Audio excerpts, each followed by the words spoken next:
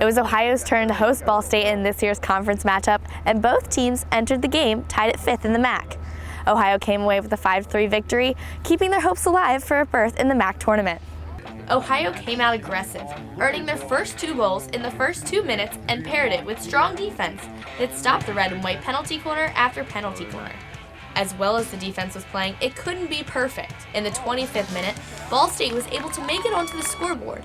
They closed in on Ohio's lead and made the score 2-1.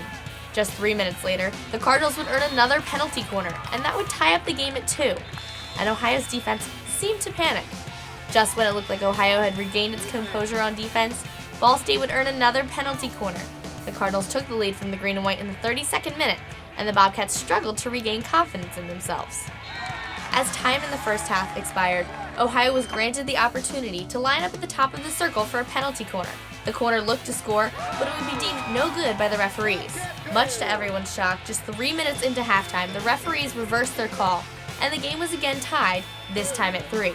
The new score didn't change the green and white's game plan, but it did change the players' outlook entering the second half.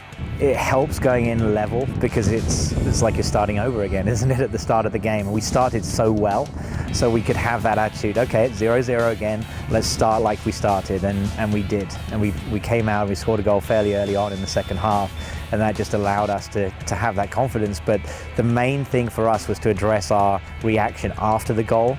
2 consecutive penalty corners in the 40th minute wouldn't be enough for the Bobcats. But just 5 more minutes of scoreless play would take place, and then the Bobcats were on top. Adele Sammons would stuff the ball into the back of the net, giving the squad even more proof that the practice of penalty corners during the week had paid off. Ball State was unable to recover, even with the consecutive penalty corners on their own in the 55th minute. One was stopped by the pads of goalkeeper Brittany Walker, and the other one went wide right on what seems to be a miscommunication by the team. Lauryl Desch would add 1 more goal for the Bobcats as she continued her scoring streak, and earning the green and white a comfortable lead as the minutes ticked down. The Cardinals would be unable to respond, and Ohio would earn their second MAC victory with a 5-3 win.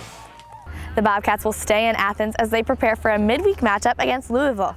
Keep it here Tuesday night as start time is 3 p.m. here at Pruitt Field. For WOUB Sports, I'm Abby Carnevale.